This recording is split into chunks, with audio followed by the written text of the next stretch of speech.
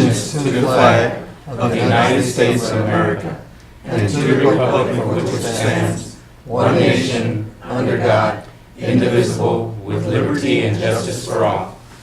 Thank you. If you haven't signed the register in the back, we'd appreciate it if you'd do so. Roll call of the board. Ms. Strong? Here. Mr. Hernandez? Present. Mr. Jaramillo? Here. Ms. Quintero? Present. Mr. Crouch? Present.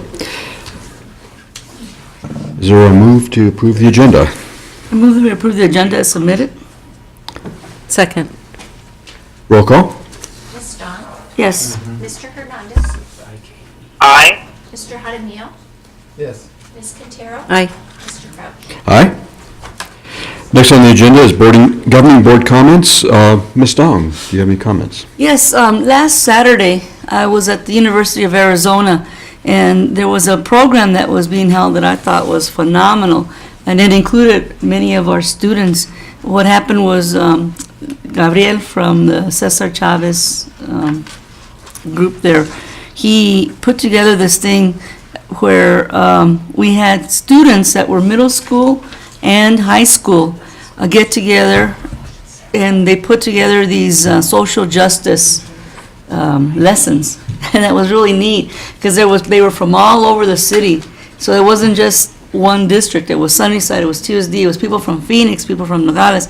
All these young students put together these social justice on LGBT, on poverty, on immigration issues, on bullying in school, on how teachers feel about teaching racism in school. And so they went and they had all of these all over the two buildings, that one in the Center for English building, the Cesar Chavez in that building. And these young students gave these presentations in front of a bunch of other, there was probably about 100 students giving presentations to about 300 students. So it was really neat because they got to get up and give their presentation, and then the students that were listening to the presentations raised their hands and asked questions, and these young people that had done some research were able to answer most of them. There were some that stumped them, but it was still neat for me to see that. We had, and I want to congratulate, we had students there from Sunnyside High School, we had students there from Desert View High School, we had students there from Gallego Intermediate, the Fine Arts School. And I just want to congratulate all those students for participating and giving their presentations, and also the teachers. There was teachers that went with these students and made sure that the students got to where they needed to be at that big university. And they were there from about 9 till about, I would say, 4 in the afternoon, and they were given lunch. But it was a really neat presentation. There was people in the community that were asked to just moderate, and I was asked to moderate with many others, and with many others that are in the community. And we didn't do anything. We just kind of introduced them, and they took over after that.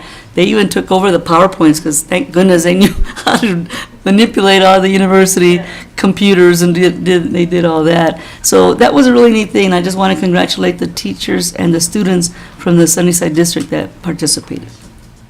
Thank you, Ms. Dong. Ms. Quintero? No, she winded me out. I'm tired. It was fun. It was fun. Thank you. No. Mr. Hernandez, do you have anything? Not at this time. Thank you, Mr. Crouch. We've got so many really cool things going on within the district. Elvira just got the A+ award, which is absolutely fantastic. Mr. Berta from Sunnyside just got, by the Arizona Bar Association, they awarded him the John Ross Memorial for his work with the We the People students. I think that group went from 16 this year to like 8. I think there's 83 students that are going into it next year. We've been doing We the People at Challenger and other schools. It's really fantastic. So we just have a lot of really really neat things going on within the district, very, very positive. We'll have some recognitions tonight, but everywhere we turn, there's a positive going on in the district, so I just want to say congratulations to the Sunnyside School District. Next item on the agenda is Superintendent's Report. Mr. Holmes. As President Crouch, members of the governing board, members of the audience, I'd like to start for recognizing our Parents as Teachers program. The Parents as Teachers program is one of 10 programs selected to present at the What Works Symposium, co-hosted by Mayor Rothschild and the Creator to Career Partnership. It was on May 27th. The symposium showcased programs that demonstrate success in closing the opportunity gap for high-risk students. About 94% of the Parents as Teachers graduates in kindergarten were rated as entering kindergarten with the skills needed to be successful. Program Coordinator Joan Katz presented to the audience on program components and data trends, and she'll be presenting the same presentation abbreviated to the governing board next meeting as well. Gallego Intermediate, we have Kaylin Morse, 8th grader at 8th at Gallego Intermediate Fine Arts School. She is an exceptionally talented artist and mostly who's self-taught. So Kaylin worked hard to develop a strong application and portfolio of visual art to the Alabama School of Fine Arts in Birmingham, Alabama. So after passing the pre-audition, Caitlin was invited to an on-site audition. All of her work has paid off, and she's been accepted to begin school this fall at the Alabama School of Fine Arts. So admitted as a early programmatic person, so congratulations. Nice. We also have Mr. Berta, Warren Berta at Sunnyside High School, U.S. government teacher, will be honored by the Arizona Foundation for Legal Services and Education. Mr. Berta will receive the John J. Ross Memorial Award for Excellence in Law-Related Education. This award recognizes the exceptional contributions by teachers in the advancement of law-related education and demonstrated leadership that extends beyond the classroom. The Arizona Bar Association presented Mr. Berta with a $250 check. So he ran our We the People program for the first time. So congratulations, Mr. Berta. We have a wonderful accomplishment with Desert View Senior Adeina Castro Contreras was named a Dow Scholar. This is the award, $20,000 award. Adeana is one of 2 students in Tucson to win the national award. To be eligible, students must have participated in a college readiness partnership program. Adeana is involved in AVID and Upward Bound. The Dow Scholars Program recognizes students who have overcome significant obstacles to pursue their education. In turn, these scholars serve as positive role models and help change the trajectories for their families, friends, and communities. So wonderful opportunities for this young woman. Congratulations. We also have Future Business Leaders of America, so Sunnyside High School's FBLA members participated in competitions and workshops at the Arizona State Leadership Conference held in West La Paloma. Erica Austin placed first in the state in word processing, earning her spot to compete at the National Leadership Conference this summer, and her competition consisted of a production and a written time test. So congratulations for FBLA and Sunnyside High School. We have our very own Dr. Jeannie Favela, who will be honored at the Crystal Apple Awards luncheon for her contributions to educational excellence in the community. Dr. Favela will be receiving the Lifetime Achievement Award. The Crystal Apple Awards honors individuals who are outstanding in their field and have demonstrated commitment to education. As a recipient, Dr. Favela has demonstrated dedication to bringing together education, business, government, and community to create education opportunities for all students in Pima County. So congratulations, Dr. Favela. And lastly, we have Sunnyside High School Deca. Sunnyside High School seniors Vivian Brown and Galea Chavez are the recipients of the 2017 Deca Emerging Leaders National Honor Award. This award recognizes students studying marketing who are academically prepared, community-oriented, professionally responsible, and who are experienced leaders through participation in DECA. This is an extremely high honor for these students to be recognized nationally for their hard work and dedication in DECA. So congratulations again to Sunnyside High School, and that concludes our superintendent's report. Thank you, Mr. Holmes. Now, if the superintendent and the board would join me out in front for the recognitions.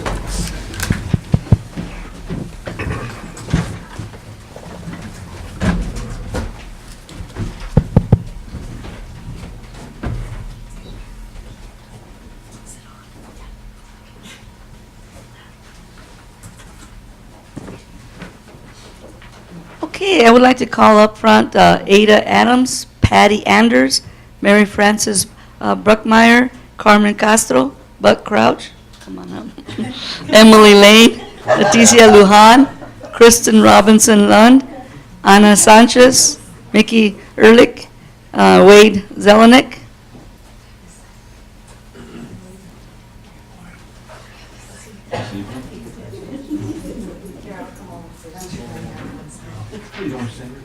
Well, there's too many now. She has to take the picture. Whoops. It's okay, she'll take it. I'm always talking and I should be Okay. The Sunnyside Unified School District Governing Board would like to recognize and honor you for your noteworthy success at the Reading Under the Stars Literacy event. The Sunnyside Literacy Council promotes and encourages a community of literacy in Sunnyside, helping students prepare for the challenges ahead. Your generosity of book donations and literacy events help inspire a love of learning. On behalf of the students and families in the Sunnyside District, we thank you for your dedication to our students and community. Thank you so very much.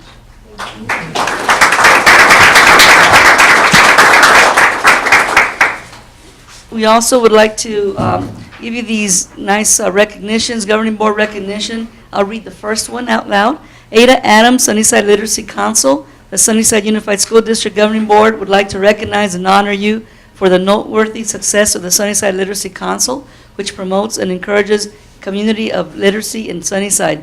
On behalf of the students and families in the Sunnyside District, we thank you for your dedication to our students and community. Signed April 25th, 2017, by Governing Board President Buck Crouch and Superintendent Steve Holmes. Give them one more round of applause, please.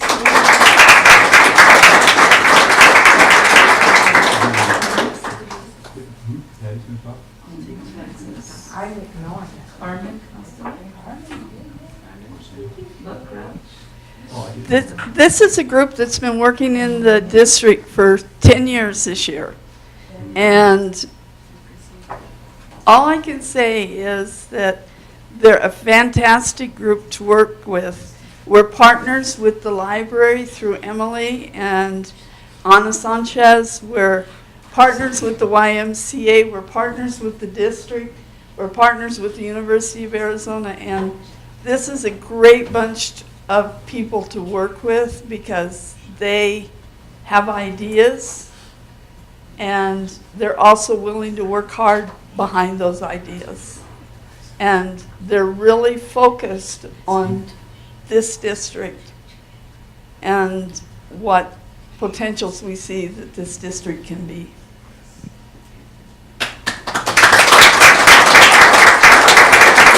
Would you like to say a few words?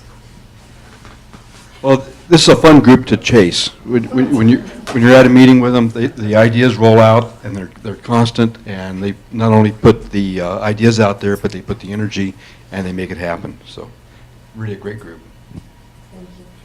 Thank you. So let's go ahead and take a picture here before you take off. Before you run. Before you run.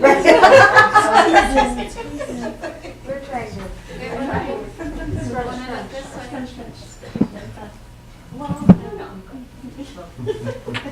Skinny side, okay? Okay, 1, 2, 3. One more, 1, 2, 3. Thank you. Thank you.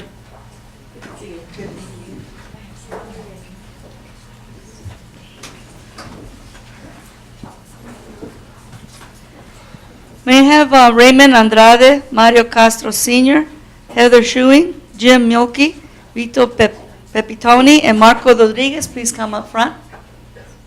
You're all shy.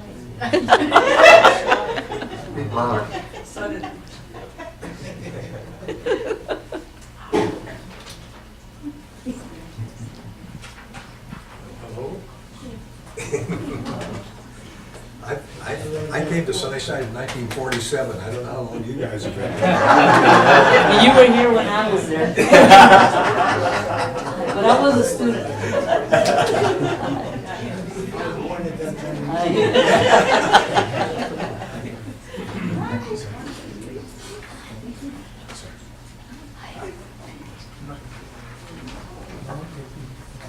It's very talented group of people here.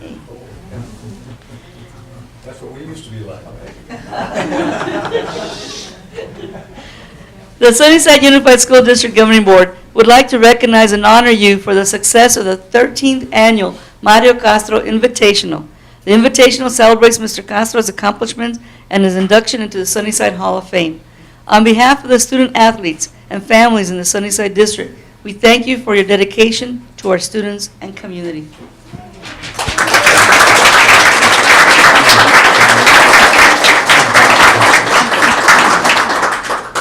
And once again, I'd like to go ahead and read the first of the certificates here. The Governing Board recognition from Sunnyside Unified School District. Mario Castro Sr., the Mario Castro Invitational. The Sunnyside Unified School District Governing Board would like to recognize and honor you on the success of the 13th Annual Mario Castro Invitational, celebrating Mr. Castro's accomplishment as an athlete. On behalf of the student athletes and families in the Sunnyside District, we thank you for your dedication to our students and community. Dated April 25th, 2017, and signed by Buck Crouch, Governing Board President, and Steve Holmes, Superintendent. Congratulations again.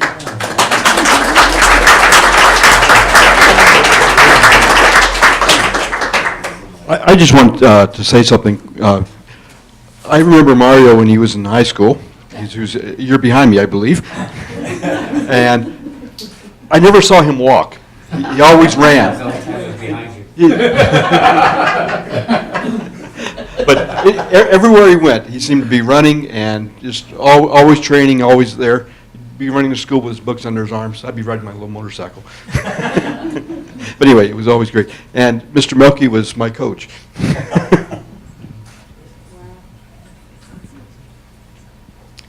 Yeah, thank you very much for this honor. My name is Mario Castro, and I have really been very proud to have this track meet named after me. It's been a real honor. Sunnyside has been behind me all the way, and I love it all the time, okay? They've been fantastic. They've been great, and I've really enjoyed it. My son Mario Castro is here. He's an assistant principal at And by the way, this is my old coach, Coach Milky right here, Jim Milky. It was his birthday a couple of days ago, 80 years old. Should I say that? Well, I just said it, Coach.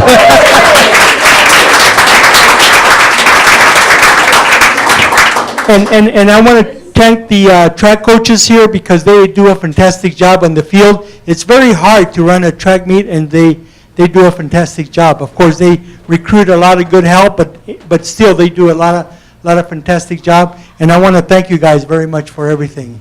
Thank you very much. And I want to say that because I did run so much all my life, now I have artificial hips. That's my reward.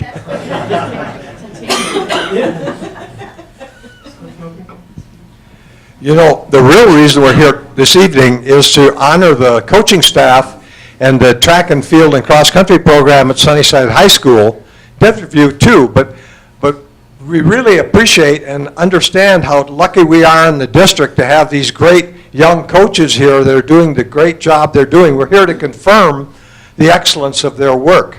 And we just want to thank the board so much for your support with the facilities and the equipment and shoes and uniforms and things that the kids need. Now that you've invested $1 million, you got to make sure they get the other stuff that works too. It's because these kids work hard. They work hard all year long. They're dedicated. They're committed. They live a good, healthy lifestyle. They learn how to get along with everybody. They learn how to win. They learn how to lose. But most importantly, they get that education in the classroom. And these teachers, these coaches motivate that and keep them in school because of their excitement and interest in the running program. And I think all the taxpayers in the district should realize their money is well spent in all of these activities that give the motivation to students to stay in education and not drop out and understand this is the road to a good, healthy, happy, successful life in this great country we have. The greatest resource that we have in this nation are our young people. And if we don't take care of these young people, this country is not going to develop and continue to grow. It's the greatest investment we can have, and they're the greatest people that we have, these young growing people. And these are the people that get them where they want to be and develop their full talent and their full potential. So thank you very much for being the great board that you are. You give a great service to this community, and we admire you and respect you, and we really think it's great you protect our tax dollars and make sure they go to good places, but when it's going to kids, you can't go wrong. And Steve, we're so lucky to have a guy like you in this district for leadership. A better man you will not find to lead this community in this school district. We're really honored to have these beautiful people here doing what they do, because it reaches into the future, every decision that they make. And we thank you for letting us be with you tonight. It's a real honor to be in the room with you. Thank you so very much.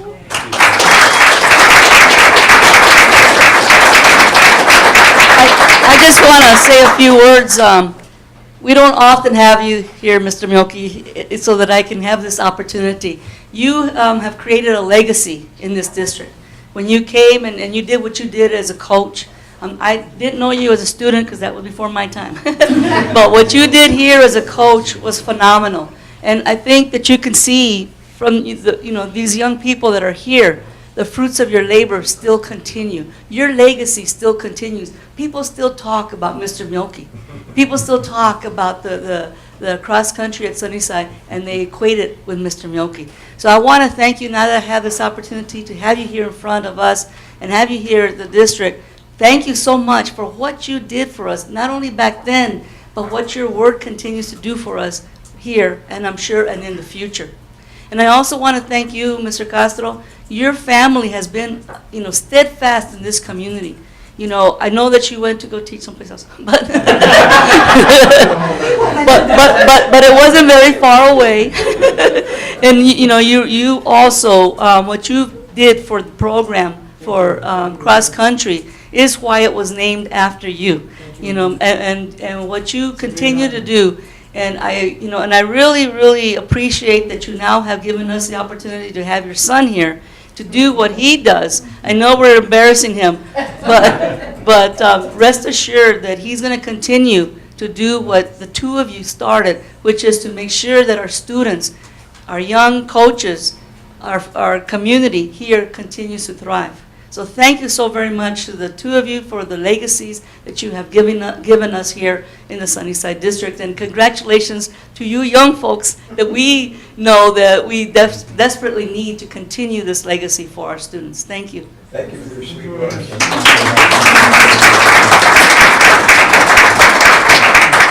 Okay, everybody got their certificates, so let's go ahead and take a group picture.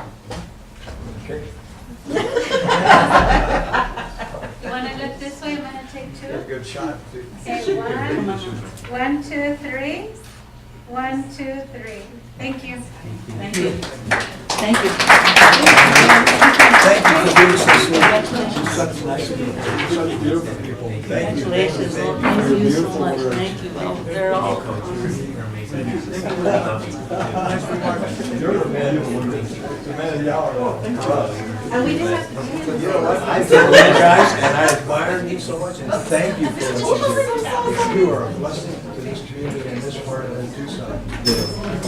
Because when you came from Sunnyside, it used to be where, but now everybody knows where Sunnyside is because of you guys.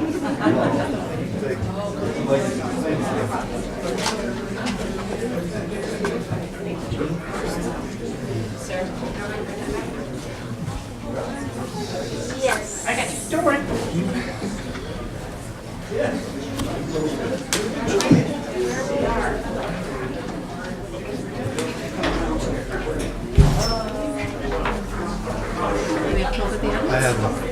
I didn't see any cards. I think we're going to do P1 now. You know what? Coach Zima was out for the day. One day, oh God. Thank God he wasn't our coach, dude. Oh, you know what? His heart was I don't see any yellow cards. going head on Joe, right? This guy's looking feverish. Sarah. Remember Benny, Gilbert, a few fevers. Right, so I can go like this. Call the audience gone. That's when you So I'll let you do the consent agenda since you're gonna Yeah. know this. I said, where'd that guy come from? That was funny. That's when you could do that. Yeah, you know what, nobody complained. No. Right? Do you want me to pull it, or you gonna pull it? I'll The next item on the agenda is the consent agenda, and I would like to pull item 3P1 for discussion and Second. in unfinished business. Second. Would someone like to move the consent agenda itself? Oh, Or, No, you already did it. you did it. roll call, thank you. Yeah. Ms. Strong, Yes. Mr. Hernandez, Aye. Mr. Hottenhill, Yes. Ms. Quintero, Aye. Aye. Motion carries. Next item on the agenda is the curriculum update. Dr. Pam Benton. Filling in is Javier Baca also. Okay. Don't tell him I said that.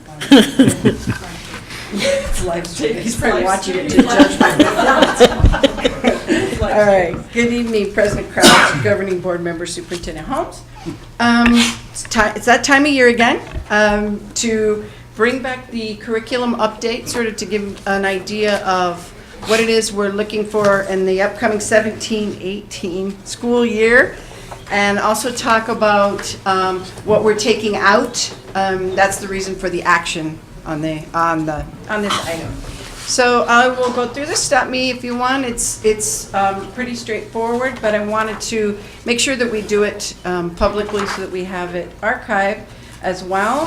There's, as you see in ELA, we had big changes last year. Good news, no changes this year. You'll see the resources are staying the same in the ELA portion of curriculum. For mathematics, we had changes this year in middle school with illustrative mathematics in 6 through 8. So that will be continuing work, but everything else is the same. The addition here, financial algebra, you'll see coming in as an addition, which is an Algebra 2 equivalent that will be at the high school. So that will be that's an addition to our high school math pieces that we've had in the past. In science, this is probably the biggest change in that last year we ended our use of Discovery Ed, the tech book, if you remember, but we continued with Discovery Ed streaming. Budget-wise, usage-wise, we looked at usage reports as well. We met, Maggie Hackett and I, we had met with science teachers and some talking around it. Those teachers are now in their teacher teams in both in the middle and the high school are working on OER. They're working on those open ed resources that we can utilize without cost. The curriculum and the maps themselves, so that there'll be common maps, because it's not, once again, just go out and find anything that you want. We want to be able to say from the middle school to our high school teachers, here's the curriculum maps that we're following, here are the major resources. We're developing those in conjunction with the teachers. So Maggie Hackett, in addition to math, is also taking on that science piece. You'll see the continuation of the EI engineering as elementary kits in K5, and also use in the 6th. 6th is sort of a hybrid between the elementary and middle. They do use those kits, but they also are developing their maps and their curriculum guidelines as well. Mr. Holmes? Yeah, just to add, Mr. Crouch and Ms. Benton, the EIE kits, in particular science, we're working with Ms. Gallegos to really also standardize our master schedules at the elementary level. So currently we have a set time for math and we have a set time for literacy, and that's been modified as we've adopted new materials. One of the things that we are pushing this year, however, is dedicated time for science. Because if we're going to talk about those fields, we got to figure a way of what's that going to look like. We haven't landed on it because we still have to get more input from folks, but we really believe that the EIE kids can serve in that role. I know Raytheon wants to come back to the table to help and assist us with implementation of those EIE kits, which, again, the acronym is there. And we also, Mr. Baca is actually not here. He's actually at the League of Innovative Schools visiting a school district in Ohio who actually partnered with 3 other states on what they call the COW project, which is, I believe it's Colorado, Wisconsin, and Ohio. Ohio, go figure, Ohio. There's the cow. On open educational resources, a well-documented published curriculum that they've worked on that's open education. So I'd like him to come back. He was going to do a little bit of more research in the district and see if there's anything in that resources that's already been curated that can assist us in the 612 space. But it's highly touted, but we haven't been able to really get our hands on it. So he'll be out there on a scavenger hunt for OER resources and cows. Thank you. He is in Ohio, so maybe. Right. We talked about this just this afternoon, this science piece, and really our high school and our middle school science teachers would really, really like us to encourage science in elementary.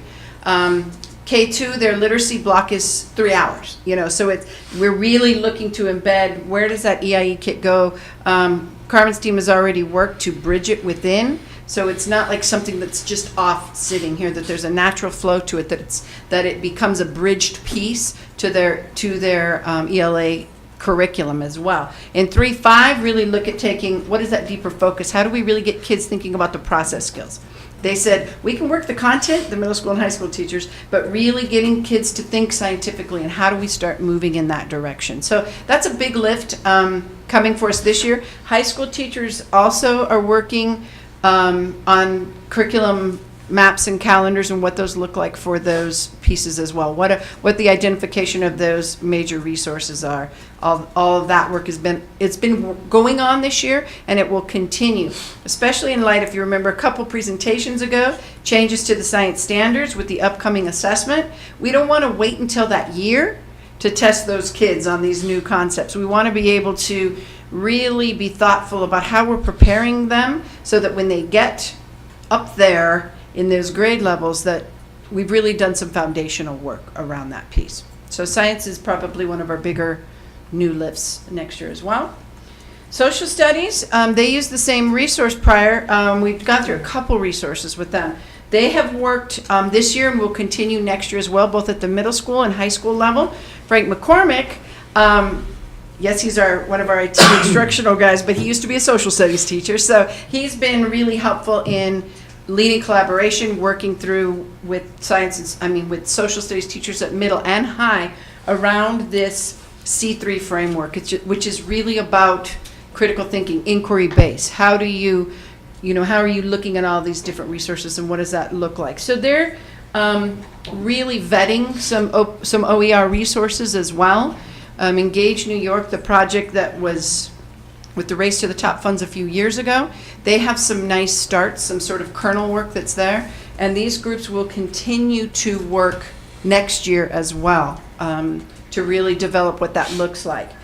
Social studies in K5, there's focus areas, and they have some social studies content in there, but I am not suggesting that we're really working on those social studies ideologies or how you work through that at that level in K5 at this time. Mr. Bob. Ms. Nor? Before you leave that, I just want to ask a quick question. On the Pearson Online AP Government and History in high school, Yes. Are we still having a regular class where there's a teacher? Yes. And that Pearson Online is just an extra? Absolutely. So it's the curriculum that they use that's best aligned to the AP test that's there. So instead of purchasing the textbook, it's in the AP Government and History course is online, but it's a blended model. It's not a personalized learning where the kid's on the computer doing, going on their own. It's just where the curriculum is housed. So thank you for that clarification. Okay. Thank you. All right. Just a quick look at assessment and intervention resources that we have there, especially when Move On When Reading. We are required to have interventions in play. So you will see we're continuing. There's nothing new on this page. We're continuing with The intervention, particularly Lexia, addresses our Move On When reading need at second and third grade. We do use Reading Plus, and we continue to on a limited basis with students that we see have really benefited from it, or that really hit a certain niche for our kids there. RAPS 360 is the reading diagnostic that we give.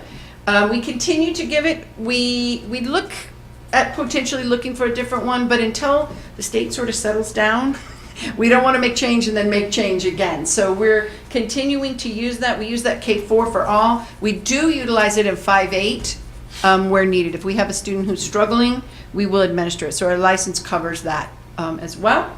Illuminate is the platform that our interim benchmarks are in. And we have really, and kudos to Frank McCormick and the IT team, we're really beginning to use Illuminate for many other things. Our civics test is on there. We are now in the process of migrating the end of unit tests that are in our ELA and math so that all that data goes there, because then all that data fills our new Schoolzilla, our data wall. And so that when we get dashboard information we start gathering from students, we're able to sort of start streamlining and focusing that. But this is continuing.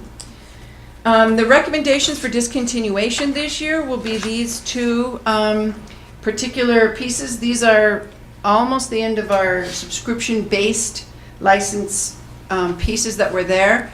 They were obviously last on our list to get rid of, so they were harder to give up, but really grown in a lot of ways our teams and our teachers and the work that our teacher teams are coming together with, really making some really good strides in that area. One concern that was raised that you may also hear on Conceptua is one of the things that Conceptua brought to us was the ability for third graders online to build models and do some of the things that Arizona Merit requires them to do when they're testing. And so Maggie had pointing behind me because she's literally right behind me, continues to work with the teams and with the cadres to say, how do we make sure we're still providing our kids with those opportunities, so that, because they're really the first kids who test online, so that when they're faced with that test, that's not a foreign piece to them. Public window inspection, this is another piece. We began doing this last year. Even though we don't really have new adoption, we feel it's just really good for us to advertise with our community, to post it, to say, here's what we have, here's what we're working on.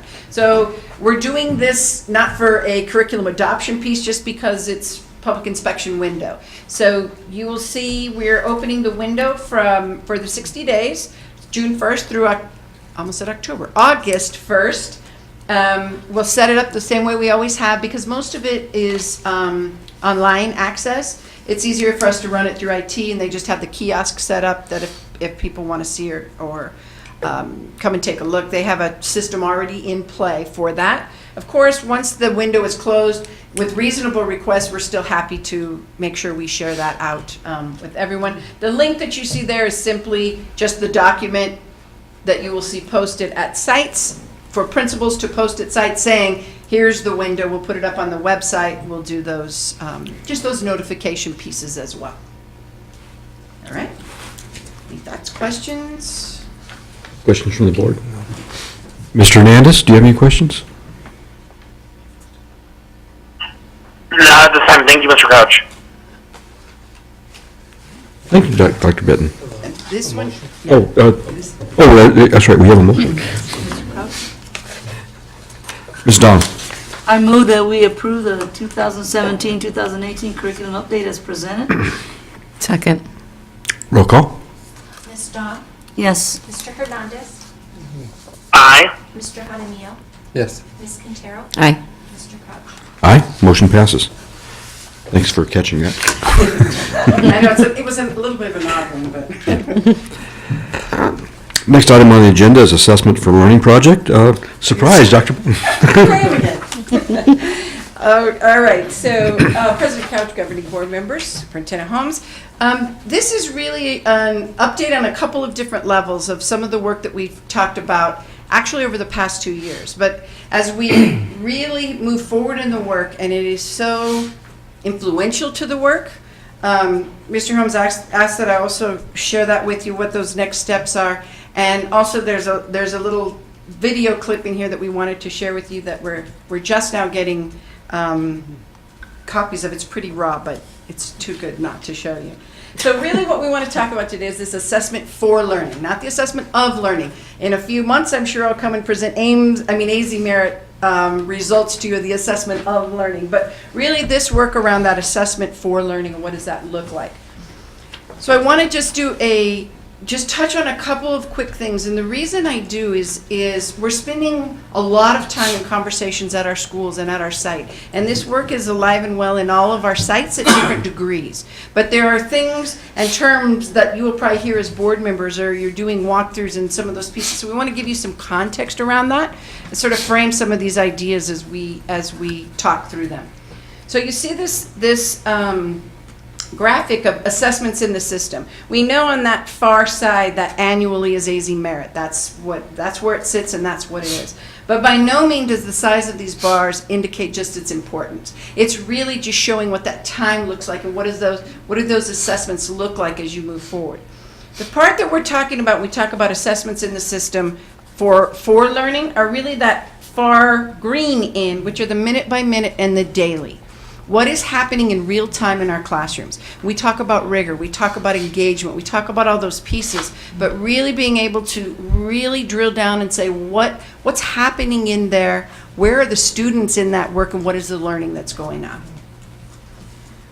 So this is, I probably will hear audible groans from people behind me, but what is formative assessment and why does it matter? And one of the reasons that we stay on this, I think, are some ahas that we've had. Also around this work. That very first bullet was really sort of a mindset changer for us, which is formative assessment is not a measure of achievement, it is a cause of achievement. That's really a different way to think about what it is happening in the classroom and what does that mean.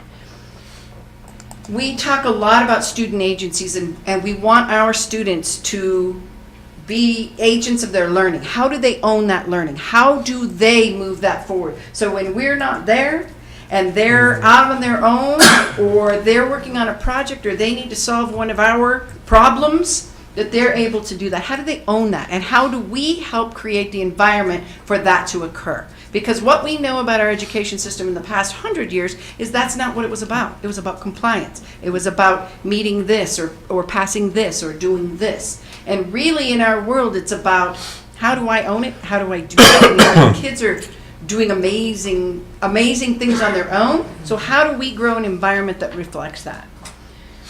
Also giving teachers that tool to make adjustments in their instruction in real time based on evidence. Not just on sort of what our plan was, what our assumptions are, but how do we capture evidence in real time that we're able to act on? Students becoming equal partners in the process. That is what grounds this work. This is an image that we use a lot. This is from the work of Margaret Heritage, who's one of the gurus of formative assessment. But what this demonstrates is where the teacher and the student are together. So when you look at that red piece, that's that student understanding, where am I going? What is this even about? The teacher doing that work inside there, the building blocks are what they're saying, okay, here's a standard. What makes up that standard? How do I even get to know what that is? Learning goals or criteria. There's what is the learning? What is the core learning that's happening?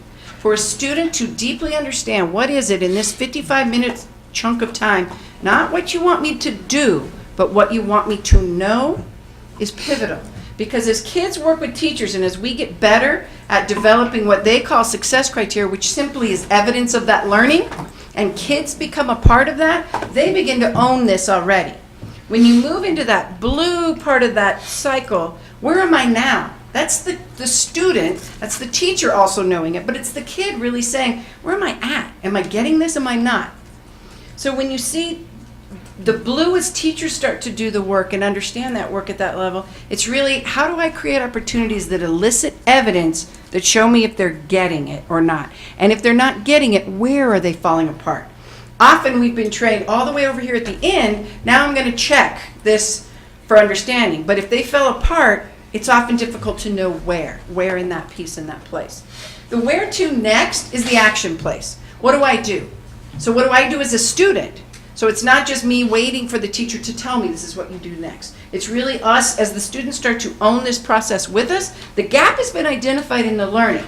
So how does the student also do, what's the responsive action? As the teachers, it's us looking at it to say, okay, I'm seeing the gap. What's my next instructional move? How am I addressing that next piece? So this is that sort of that real time, that daily, that minute by minute work, and it just keeps going around. So it's a feedback cycle that the students begin to do with each other. Teachers, and we're at a stage right now where it's a lot of, our students aren't all the way there yet, because there's a lot of new learning that we have around this cycle. The reason I put these terms up is because I'm going to guess that in your journeys and in your walk around, you're going to hear these words, whether they say learning goals, learning targets. I've labeled them up here, learning intentions, just meaning what is the intended learning of this lesson? This lesson right now, what's the intended learning? Success criteria being, what's the evidence of that? How do we find the evidence of that? In the past, we've done a lot of talk around objectives, right? And an objective, but one of the things that we're learning is a lot of times our objectives are about the do and not the know. So if the student isn't truly understanding what the no is, and if you walk into a classroom and say, this is how we challenge ourselves, we walk up to the group of kids working, we say, what are you learning? Many times they'll tell us what they're doing, but they're not necessarily making that connection to what that learning is. So this is really intentional about rethinking about why that matters so much. Learning experiences are simply the opportunities teachers set up and build in their classroom for all this work to occur. So we've been working on 2 projects currently. One of them I talked to you about last year a bit, which is FAI, which is the Formative Assessment Insights course. It's actually a blended online course through West Ed that we piloted last year, and we have more teachers in it. And it's actually more than 325 participants now that we're almost through what that is. It's across all schools. So there is a group of teachers, some small, some large, depending on the school, at all of our sites, STAR included, that have beginning foundational work around sort of what these concepts are. We did an intensive focus, if you remember, at the beginning of the year, we talked about our lead teacher model.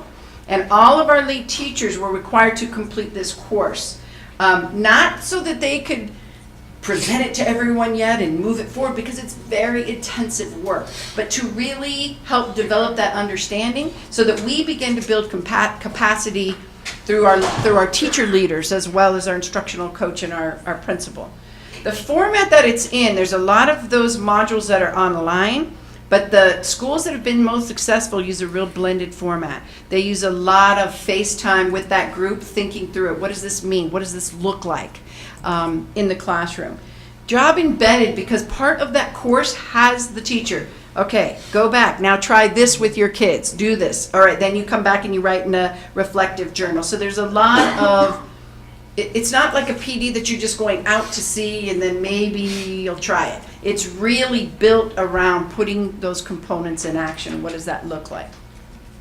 Transformative, I will tell you that we are starting to see in schools, and particular where the leader has been really involved with the teachers, a huge change in the classroom environment with the kids. And you're going to see some evidence of that in the video. But with the teacher focusing on the learning piece and how do I collect evidence, what happened was the kids began almost simultaneously, without that teacher really realizing how far in they were, this amazing learning community happening in their classroom with kids beginning to own that learning. And to watch that has been fascinating. You know, we believed it to be, but then when you actually see it play out, you're like, wow. And we had the opportunity today at STAR, who barely began training and talking to their whole staff about it, like last Saturday.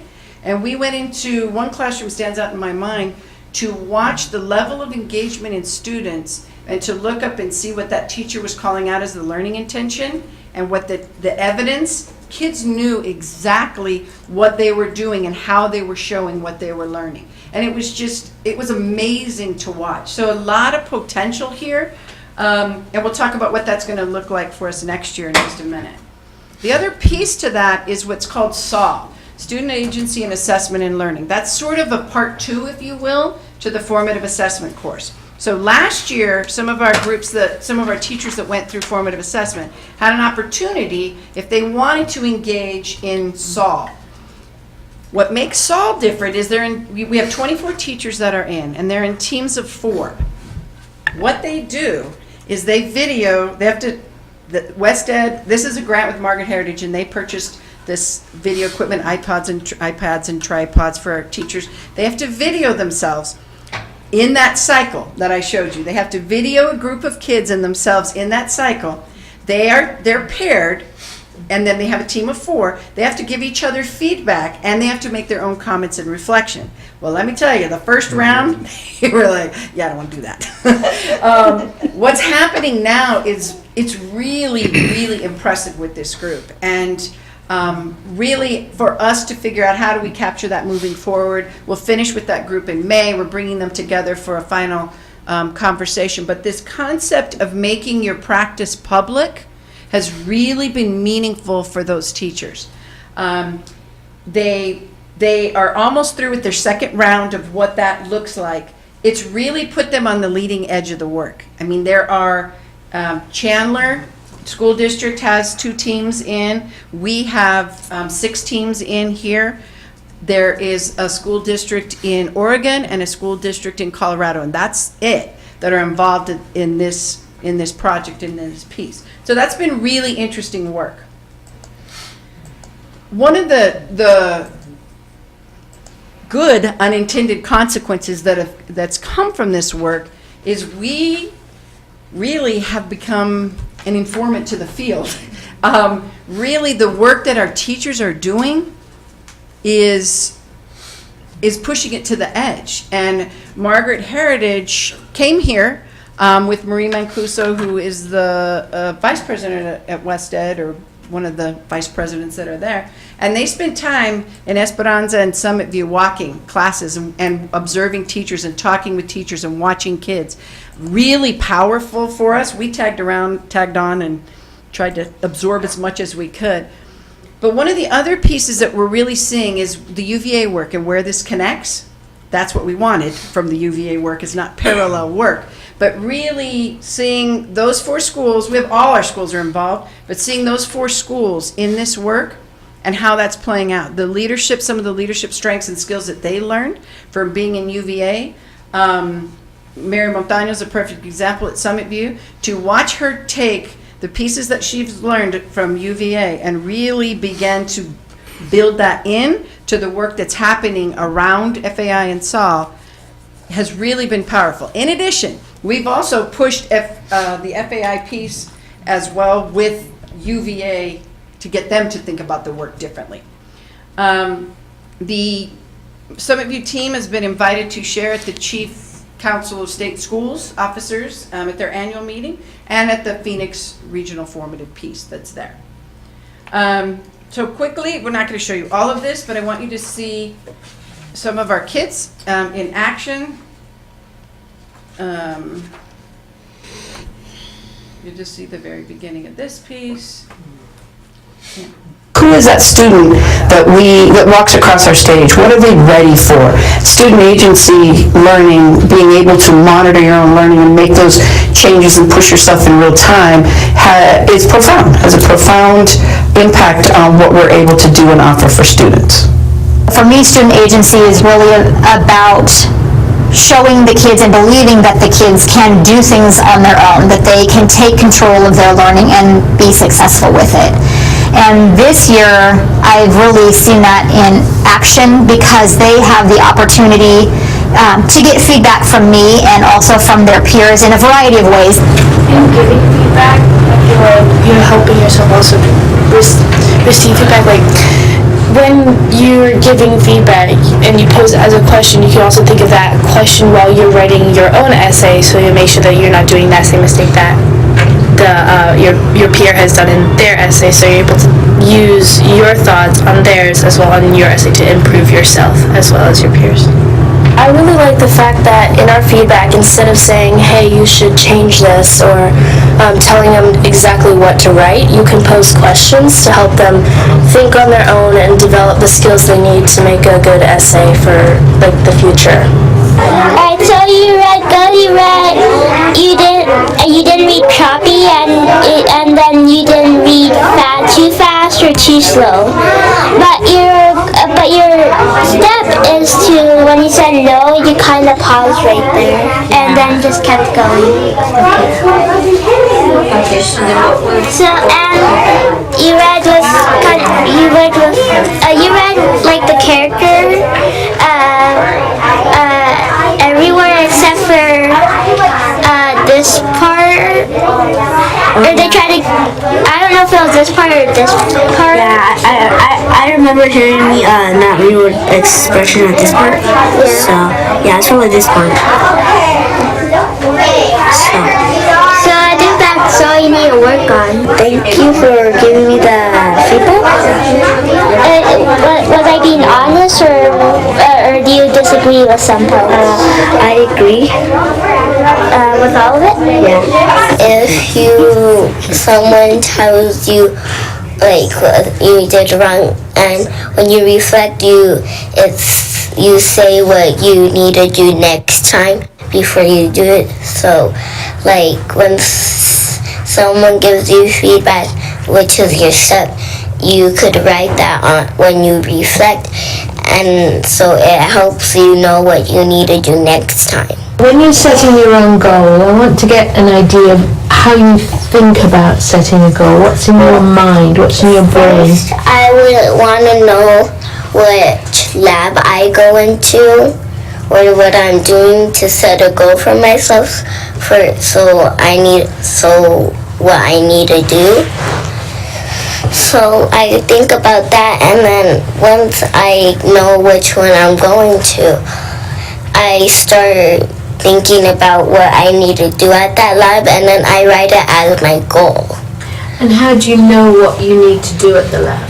So I like to collaborate with my research buddies, and so it really helps me know, and so that's why I like to collaborate with people. So when I'm going to research lab sometimes, we go on the iPads and search up what we need if we don't have that answer. So you search it up, and then sometimes it each asks us a question and we don't know it. We each could take turns instead of just fighting over it. I think that I am really learning how to teach in a new way, incorporating the students' peer feedback and student agency so much more into my teaching. In the past, I did a lot more presentation style teaching where I talked a lot more and I did a lot more of the intellectual work in the classroom, probably. But now I'm really learning how to hand the reins over to the students so that they're the ones doing the intellectual work and they're the ones doing the heavy lifting, so to speak. And so sometimes that feels a little uncomfortable because you have to let go of your control a little bit and see what the kids are actually going to do and how they're going to react to the material. I've seen a lot of great things in my classroom, but it is a little bit of outside of my comfort zone in a productive struggle, positive kind of way, to help kids learn this way and for me to learn to teach in this way. So the video goes on, but just to give you a snippet of what that is, and those were Jennifer Daniels, second grade students at Esperanza, and Jessica Cole's a fourth grade teacher that's there. And so just to finish that up by telling you what are we doing next year with it, the next steps in the work, or we will continue to broaden the work. We're building it into the coherence framework that I shared a while back that we're continuing to do iterations of. One of the key pieces, though, that we've learned is this work is not dependent on the courses of FAI and SOL. So it's not a thing that we have to say, well, we have to wait till everybody takes the course. We need a core group of people to begin to understand the work and build capacity with a lot of our teacher leaders and students, around what that is. So we will continue to build that work. Mr. Holmes also had the opportunity to meet with Margaret Heritage in West Ed in particular about really how now do we take this next step, this iteration of how cultural competency, and what does that work look like in combination with this work around student agency and feedback in this piece. And just in closing, the implication of what that work is it's really letting the learning belong to the learner. And so that's really the focus of that work, knowing that this is hard work. It sounds so simple, and it's really, really difficult work, but it's work that we're committed to. It's work that we keep at the forefront. It's not an initiative. It's not a thing. It's really us understanding the work at a different level. Dr. Benton? Yes. It seems to me like there's very low inertia for the students to move into student agency. That we don't have to start this at kindergarten and wait for 12 years for the child to come into it. It seems like they can move into it, adapt to it very, very quickly. That's at least my observation from what you've... Yes, and that's exactly what we've seen play out. We have this is all raw data, they haven't really developed it yet, but there's also clips of kindergartners. And some of you, it's amazing what they're talking about. So it's high schoolers, it's kindergartners, it's the protocols around the work, and you heard Jessica Cole say it, sometimes it's us getting out of the way and really opening that piece up to the kids. Ms. Stone? This is all really incredible work, including your previous presentation as to our curriculum and some of the things that are happening in the classroom with the curriculum and with teachers. I'm just curious, I mean, this is fantastic work, but when exactly are the teachers coming together for all this collaboration, not just for this piece here, but also for the piece when it comes to the curriculum and that new program that we have where the teachers put together the lesson plans? When does that occur? So it depends on the content. One of the things that we have done is we do one district Wednesday a month. So the Wednesday collaborations belong to the sites. One district Wednesday a month is District Wednesday. We've leveraged a lot of the PD pieces and the workshopping pieces through that. But one of the things that we've learned is we also use the 2 in-service days, remember at the beginning of the year, to sort of front load a lot of it. What we're learning is teachers need that face time with each other. They need that collaboration time around the work. They also need facilitation of that collaboration time because some of it's so new. So really looking to say we're recording a lot of webcasts and podcasts and screencasts that a group, if we bring 3rd grade together, then there's still some guidance around it, but we don't have to bring them to a common place that's there. That being said, a lot of the work that's around FAI and SOL, whether the lead teachers received a stipend or an addendum. So they are doing some of that work in addition to. The SOL teachers, one of the things that we did is we did school business days, and so we provide sub-coverage on the day where they come together to conference, so they're not having to do it in evenings and nights, so which is like 2 days a year, really, but it's that time where they have 3 hours of uninterrupted time to sit as a group of 4 to talk through that work and see what it is. As we begin as a curriculum team to think about next year, we had a great conversation with the teacher advisory group the other day on what Wednesdays can look like and how do you get that collaboration. The request is often not just from my own site, but from other people. But we have multiple start times and multiple end times, which makes bringing people together difficult. So really we're looking to build capacity at the sites and the curriculum team providing supports in other ways, helping lead teachers facilitate, giving that information out. Another powerful piece for us this year has been cadres. So in the evenings, we have multiple cadres at multiple levels, predominantly at the elementary level, around content. So 2nd grade math cadre, for example, there are representatives from across the district who come. We do pay them an addendum for that. They come together as part of that cadre to do the work, to talk about what's next, what do we see in the data. And then what we need to strengthen is how do they take that back and grow that with their teams and in those other ways. So a lot of it is happening on Collaboration Wednesdays. Certain schools do common planning times where they've adjusted their specialist schedules. So like all of 3rd grade has planning at the same time. They utilize, time when they have together.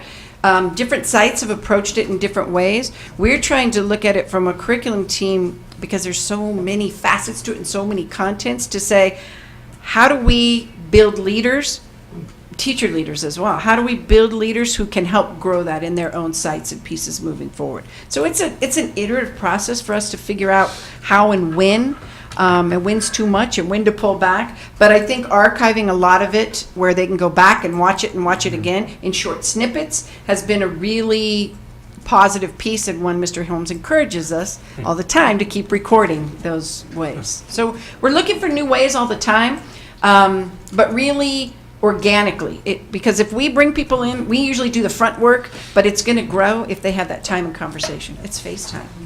Well, I really want to thank you for that, because in the past, 3 years ago even, there was such a struggle when it came to, that the Wednesdays and when the time given for the teachers to be able to collaborate, to be able to work on things, to be able to work on their own lesson plans and things like that. But in the last couple of, especially this year, definitely also last year, but definitely the second semester last year at least, I've gotten very few calls or discussions in the grocery stores, from people about not having time to do things, and yet I can see that even more has been put in their plates, and yet I'm not getting that. So even though you are putting more on their plates, and that's a very good stuff on their plates, it's lobster, yet you're doing it in a way, you've been able to figure some things out. You must have, because we're not getting the negative phone calls about, having too much in their plate and not having any time to do their lesson plans. We're not getting those calls anymore. So I'm not sure, whatever you're doing, please continue to do that, because it's serving two things. First of all, it's serving the purpose of what we need to do in the classroom for our students, but it's also serving the purpose of what we need to do for our teachers, and the time that we need to give them, and the respect that we need to give them for that time. So you're doing an excellent job in that very difficult situation of making sure that the right things are being learned, to make sure that the right things are happening in the classroom, which are, and at the same time making sure that we don't burn out our teachers. And they seem to be enjoying what they're doing. When the teachers talk on there, they seem to be enjoying, and it seems to be like a lot of it is, the beginning part of it at least is where they volunteer for it. And I think that probably is a big part of it. Then after they volunteer and they see how cool it is, then they get everybody else on board. Yes, right. They get other people on board and excited and wanting to do it also. So thank you so very much for doing that. Thank you. We tried to really bring tighter alignment and this coherence feedback of saying, what are those big things that we need to not layer on, but building together. And so it's not perfect. We always need more time, and teachers need that time to talk, and that FaceTime matters. So it's a work in progress. Mr. Arnold? I really, really like this. And I think that it's crucial that we touch our kindergartens, first, second, and third grade. And I think after they grasp it, they just run with it. Yes. But I would like to see this implemented district-wide one of these days, because it seems to be working. Now, my question is, we're doing all these phenomenal things in the elementary school, but yet, when they get to high school, they struggle for whatever reason, no matter what we put into place. I don't know if the student isn't well prepared, lack of parent involvement once they get to high school, because that happens too. But what are we doing with that kid that just doesn't get it? That's my biggest concern, because it affects our graduation rates. Absolutely. It does, and if we get something like this going district-wide, I know I would support it, because that's what I want to see. I want to see success for our students. Mr. Holmes? One of the things this work addresses is the enabling conditions of our classroom.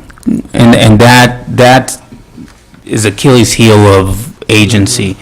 And as we continue to look at this work, is that we do have enabling conditions in our classroom that continue to kind of have deep reliance from the students and the teacher. And it's important, don't get me wrong, I think that the role of the teacher as facilitator of knowledge is super critical, but I think the balance still has to exist where students know what they need to do to take some charge of their learning in some way, and it's that balance of finding that ability to have, as simple as having students talk more. What conversation? And that peer-to-peer feedback that you saw with the 2 second graders is a perfect example. If you let kids talk, they're very capable of learning at high levels. It's just we have a tendency to over-scaffold and enable to a fault. And it's a good intention, don't get me wrong, no one does it to harm kids. The idea is you want to help as much as possible, but we struggle with kids struggling and want to jump in right away. And so this pushes us to really allow some of that struggle to happen, some of that conversation to happen, and really develop what is a big goal in our new vision, which is student agency. And so we'll continue to come back to it and how that's going to be a K-12 platform, because by the time they get to high school, I mean, they've been conditioned very well to be highly reliant on the adult that's in the classroom. And so if they don't have the skills to work independently, to know where to go and have those resiliency skills or skills that are going to teach them where to go for information, to learn on their own, then we're going to continue to have the same types of students who are just highly dependent. And really preparing also our teachers for those kids who are coming that way, because the system itself perpetuates itself. Yes. So as you see these second graders move, and actually the work is occurring at the middle as well, like Challengers UVA lead teacher team is doing some amazing work as the lead teachers coming together, really working through this, and what does that look like, and what does that look like in their classroom.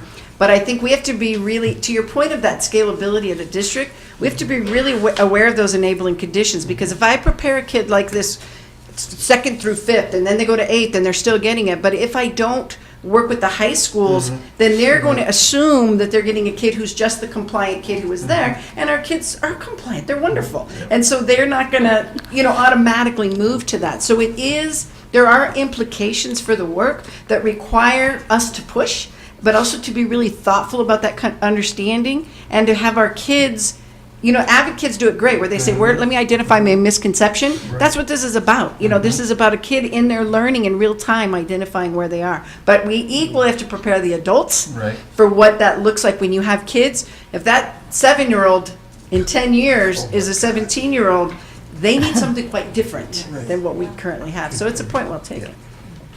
Ms. Dawn? And it kind of goes to what I saw that Saturday at the U of A. You had 2 students put together a lesson, and they had to do a lot of research. And then when the audience was asking them questions, the moderators didn't answer. We just let the questions come from the students, and the students that were presenting answer those questions. And so, it was exciting to see, and I think that's, the kind of thing that we need to continue.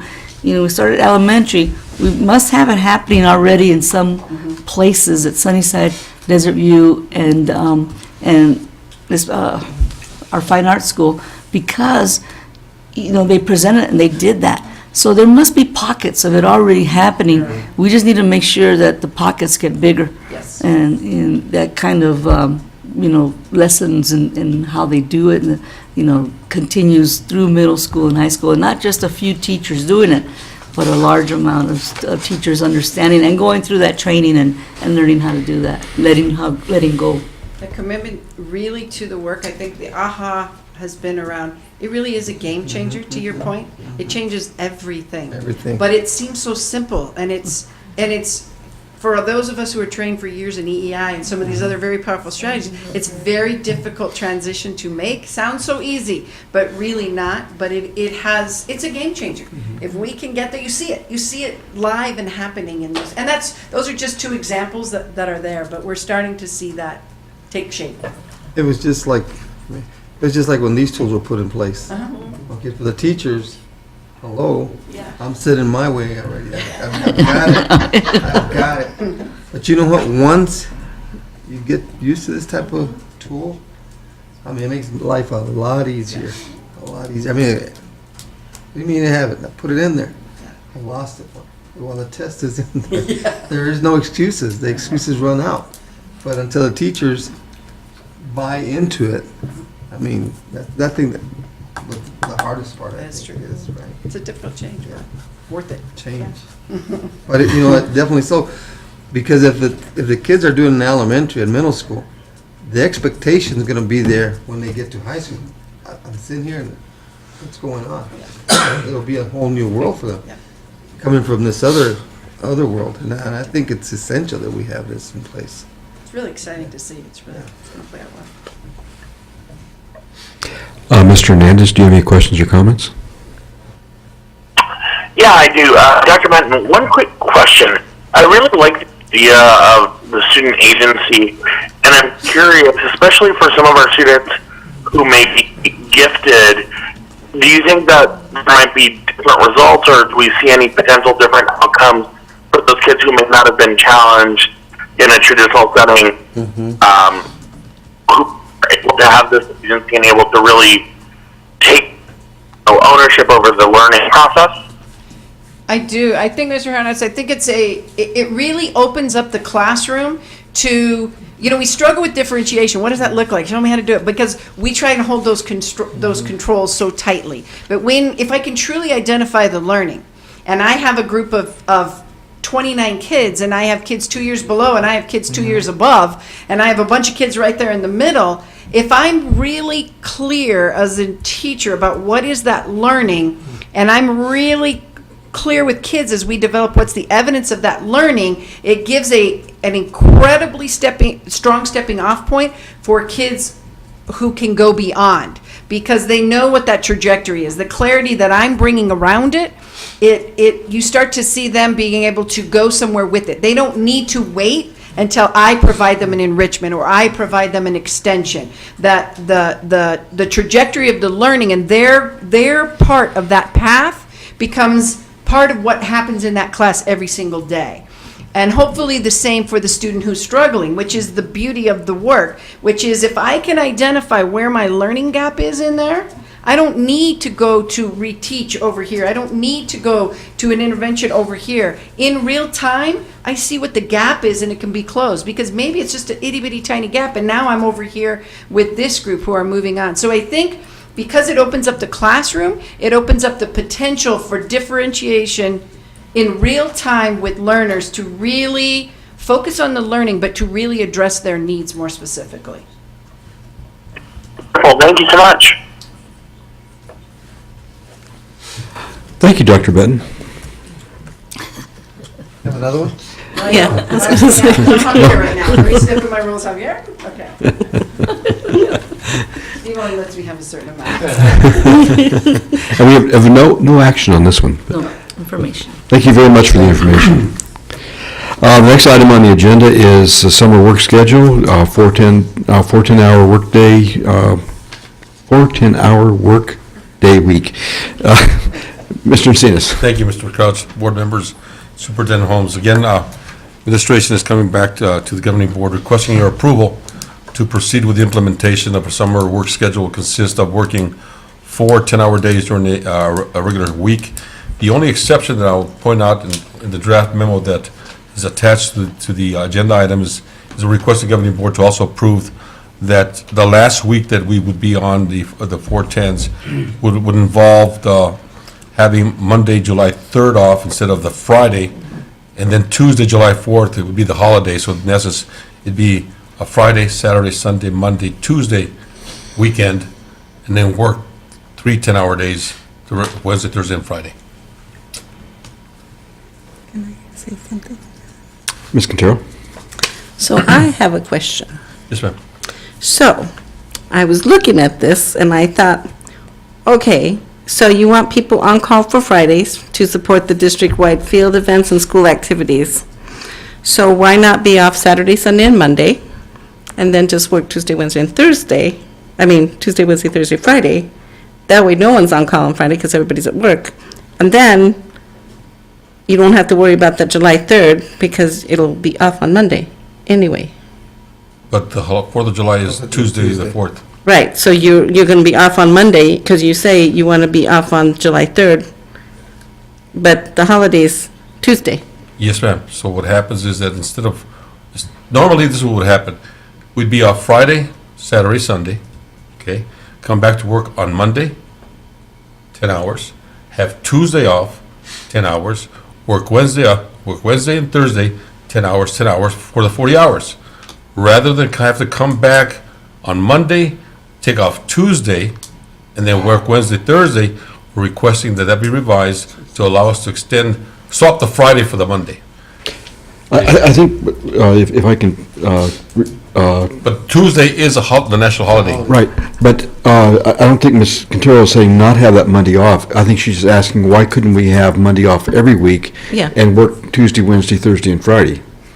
And so it's consistently across, you'll have the 5 Mondays, and then you'll only work Fridays. I think summer school has already been set up for Mondays because it's summer school. Oh, because of summer school. Yes. Okay. Ms. Dawn? And also, I think, they're on call on Friday, but if we did that Monday thing, they'd be on call on Monday. So it's not that they're on call on Friday only because it's that there's nothing going on, but if something happens, somebody needs to be on call on that Friday. So if we did it the other way, where it was Tuesday through Friday, we'd still have to have people on call on the Monday. On the Monday. Okay. Okay? Okay. But that. Mr. Holmes, did you want to? No, they, the summer school, please. Okay, it was a summer school. Ms. Dawn? Okay. Yes, but before I go on, did you have any other questions or something? Well, I just, because my husband works at Pima College, and when they do the 410s, when it's a holiday week, they just revert back to the 8s. And so, okay. Miss- That's going to be part of my thing, which I remember I used to work, I loved it. I worked at Pima College and I had those 4 days. I didn't mind a 10-day hour a week, because it was great, because then you have the Friday, Saturday, Sunday. But I personally, understanding what you mean about that, as far as the Monday is concerned and reverting back, I personally feel and really happy that we're doing this part here, simply because of this. We don't have any money as a district to be able to give a lot of a higher pay raise and checks and stuff like that. And to me, this is just a little something to thank our employees. We're going to give you a 4-day week. We're giving you Saturday, Sunday, Monday, Tuesday. And it's not a lot, and as a district, we're not paying a lot. We're 2 hours more than normal on this schedule here. But to me, it's just a gratitude, that we're showing to our employees whom we don't pay a lot of, because we don't have a lot of money for, you guys all know why, we don't have a lot of funds in the public schools. But for me, it's just a little something that we're giving them, an opportunity to have Saturday, Sunday, Monday, Tuesday, and not have them come back on Monday and then take off on Tuesday. No, we're saying thank you for your hard work, and we're going to do a little something special for you. We're going to give you 4 days of a 4-day weekend, just as a kudos and a thank you. That's, to me, when I saw that schedule, I was happy, and I was proud of this district, that we're giving those 4 days and not thinking about the 2 hours, but just thinking about we're giving them 4 days off. Not a lot, but it's a little thank you. 3 days. No, it's Saturday, Sunday, Monday, Tuesday. Is there a motion? I'd like to move, Ms. Dawn? but wait, so are you done with questions or? Mm, You understand it now? Right, I do. I didn't realize because of the summer school Yeah. that it 4 wasn't days. mentioned there. Okay, so I would like to go ahead and recommend approval to implement the 2017 Summer 410 work schedule. Second. For a second. Second. Roll call.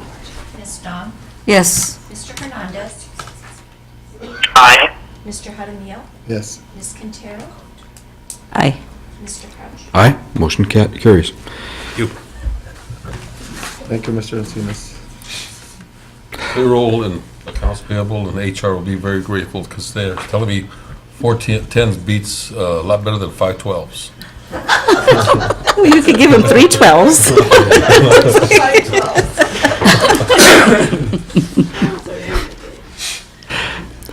Next item on the agenda is Arizona School Board Association request to review and reaffirm and request of additional priorities. Mr. Holmes, would you like to address it? Sure, Mr. Crouch. As you all were last year, I can't believe it's been a year, we developed these legislative priorities that we're taking up to ASBA for discussion. This year, the governing board is being asked to reaffirm the 5 that the governing board actually voted on last year, which the governing board has done, and look at 2 alternative, 2 additional items that have been discussed, which the governing board has done. I will read the 5, just for the public record, and the other 2 as well. The first priority, and I'll read them in order here. For resources for schools, the first priority is to strengthen the school financial formula to equitable and adequately fund public schools. 2, and then there's a series of numbers. Fund the implementation and ongoing costs of Arizona standards assessment and technology. Protect desegregation funding from any cuts or modifications. Allow districts the option to operate individual schools for 200-day school years and increase accompanying funding to 8% from 5% to improve student achievement. Provide greater equity in funding and access for exceptional student services within the public school system.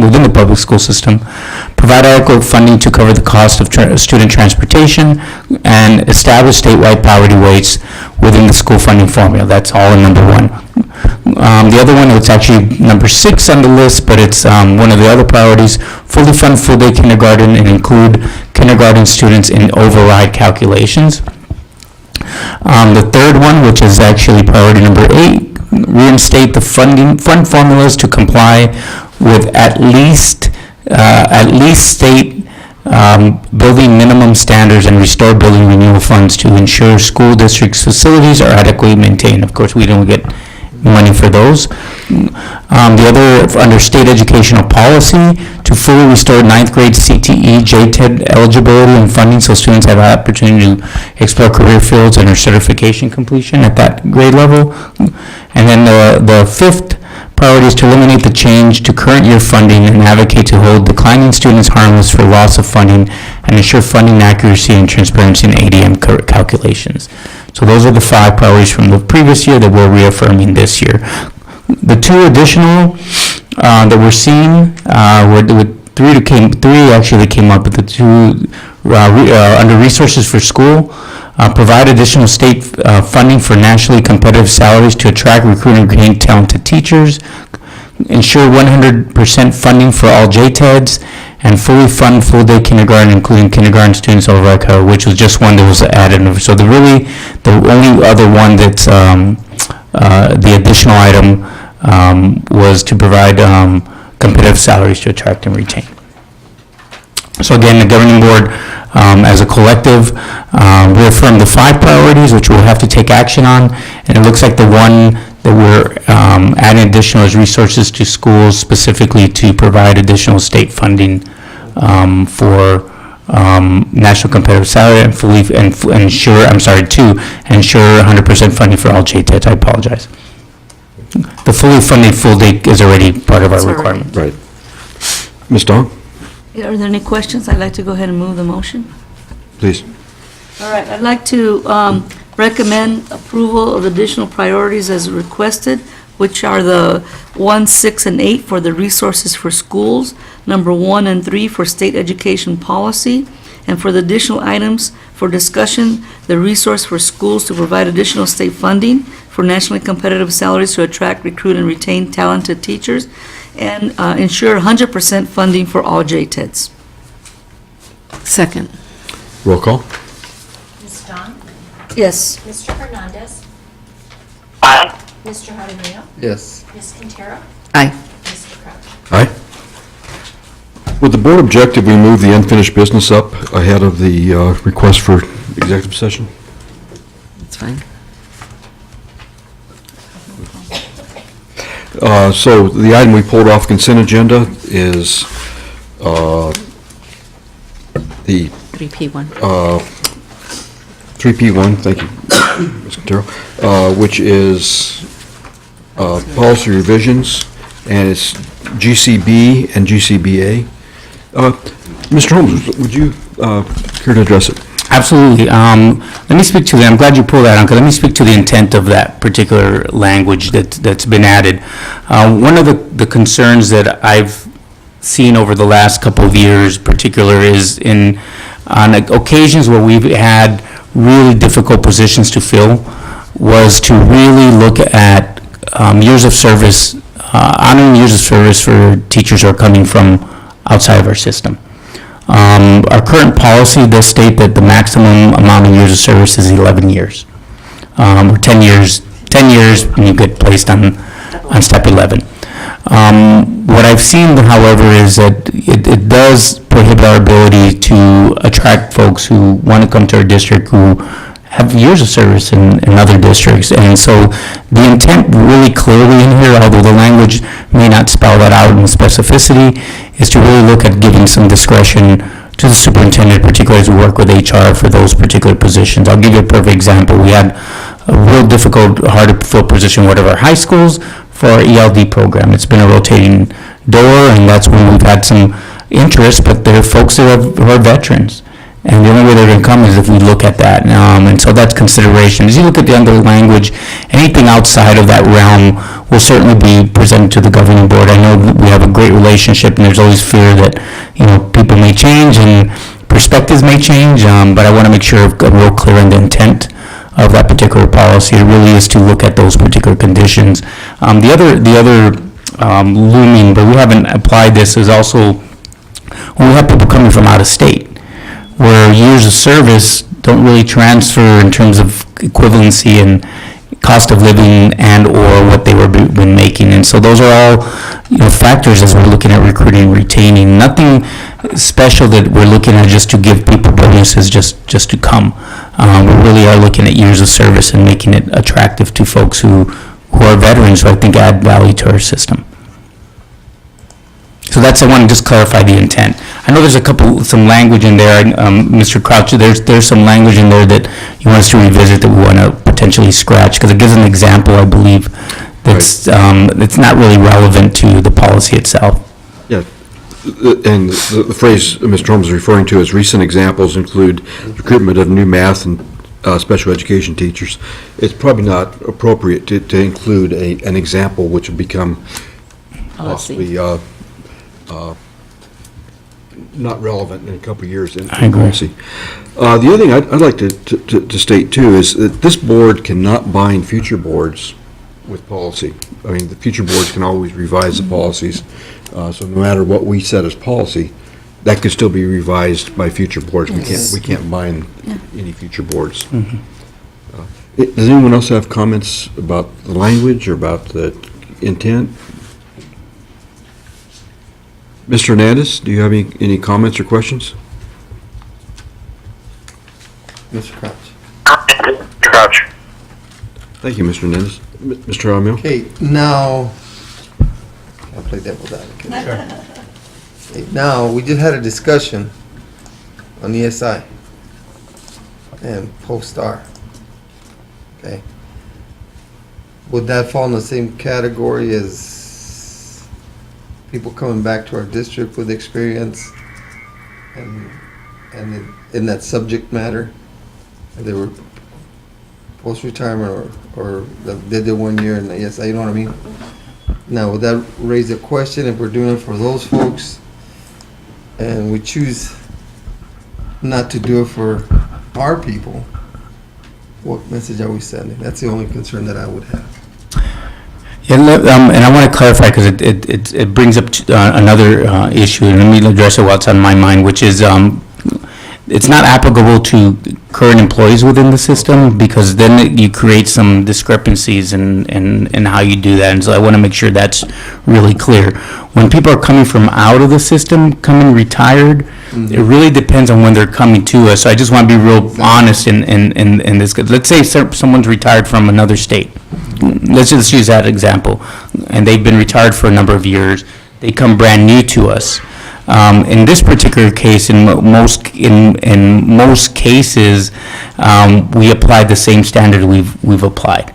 I think the only time we would look at anything different from a retiree would be that it would be just a position that we cannot find someone. At that point, we wouldn't really look at him another way other than an employee that's an opportunity to bring over.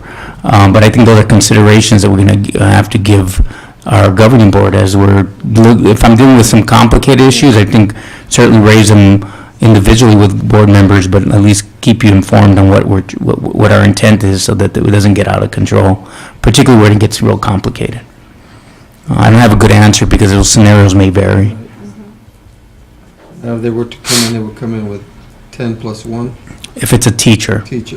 Administrators really vary, and that really is not applicable in this particular policy, but from teachers, it may vary, particularly when they're retired. And usually, I know I have not seen a case, at least in my tenure, but I could look back. I'm not sure we've ever seen anyone putting everyone in top tier of service, even if they're retired. I think that would be unethical in that way. Ms. Dong?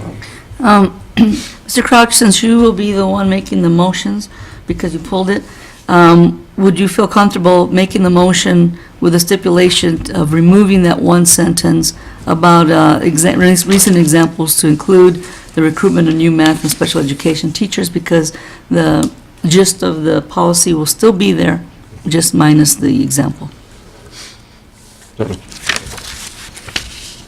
So is there any further discussion? There's one question, questions were answered. I'll make the motion then that we accept the policy revision with the exception of striking the one sentence, recent examples include the recruitment of new math and special education teachers from. Second. From the policy. Roll call? Ms. Dawn?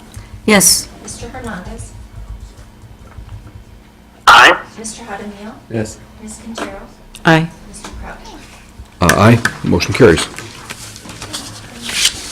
Ms. Stone? Mr. Crouch, I move that we approve the board to recess into executive session for discussion of personnel pursuant to ARS 38-431.03A1 and student discipline pursuant to ARS 15-843, discussion and decision whether or not to hold an expulsion hearing. Is that first? Second. Second. Roll call? Ms. Dawn? Yes. Mr. Hernandez? Aye. Mr. Jaramillo? Yes. Ms. Quintero? Aye. Mr. Crouch? Aye. We're moving into executive session.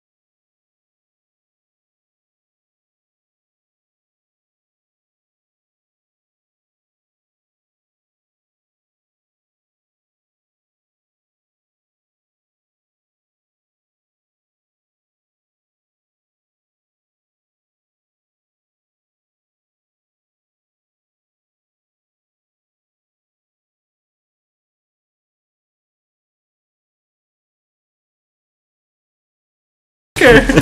Ms. Dawn? Mr. Crouch, I move that the governing board approve the appointment of Angelica Delston, principal at Challenger Middle School for the 2017-2018 school year, and be placed on step 11. Second. Roll call? Ms. Dawn?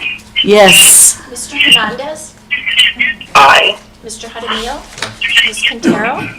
Aye. Mr. Crouch? Aye. Motion carries.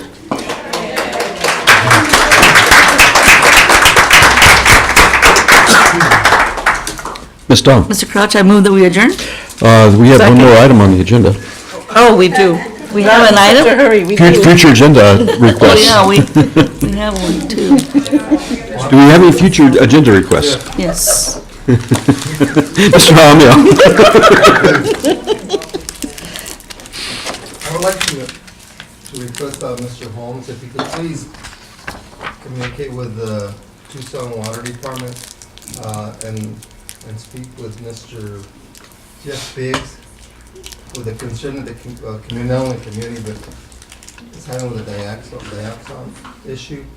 And my concern is, he's well informed of what's going on, and I would like to have him inform our employees, our teachers, administrators, but mostly our students and the parents that are concerned for the safety and welfare of our students like we are. And I'd like to request that our next board meeting be held at Sunnyside High School, so we can have the room if the parents decide to come to us and visit and hear. Because you know, the Tucson Water has done quite a bit, along with CAB and EPA, you know, and what they have done and what the future plans are for the water in our district. And I think to put them at ease, I think it would be good to inform our parents as well as our employees in our district, because there is a concern. And there's a proposed plan that EPA has put out.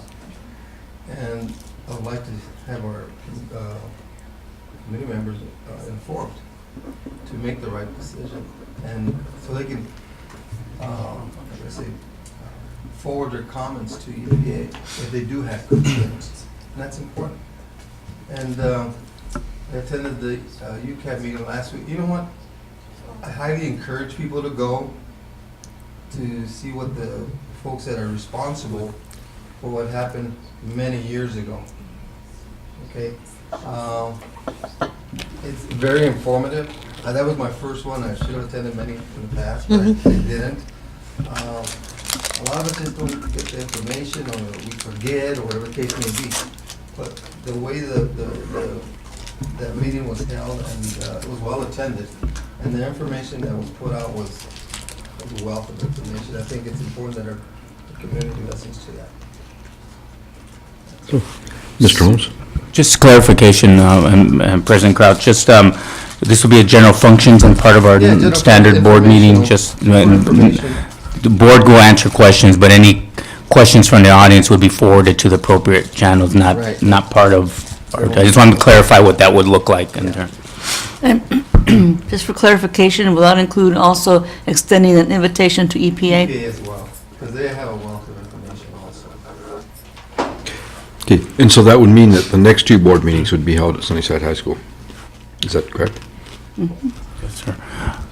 Just, I apologize for, If Mr. I Biggs is available. was just going to clarify if, I just want to make sure these folks are going to be available for our next governing board meeting. If not, we will have to, I'll work on a date. Okay, thank you. The EPA might not be because she's from San Francisco, but Mr. Biggs said he would be if we asked him. So is there a second to the motion? Second. Roll call? Ms. Dawn? Yes. Mr. Hernandez? Aye. Mr. Jaramillo? Yes. Ms. Quintero? Aye. Mr. Crouch? Aye. I have one more. Ms. Quintero? Yes. So, I would like to see, maybe in a Friday report or something, that, safety concerns on staff, when trainings are held, or if they've been held. Are we up on our OSHA our safety procedures. I just see a lot of stuff with workman's comp, and we need to lower those things. I like those lower. So this is not really a motion for agenda item, it's just for Friday report. Information. Thanks. Any other requests from the board members? More candy?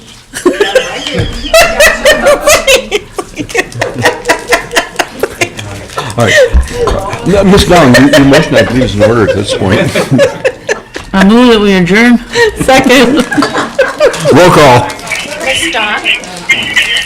Yes? Mr. Hernandez? Aye. Mr. Jaramillo? Ms. Quintero? Aye. Mr. Crouch? Aye. Meeting is adjourned. Thank you. Have a good night.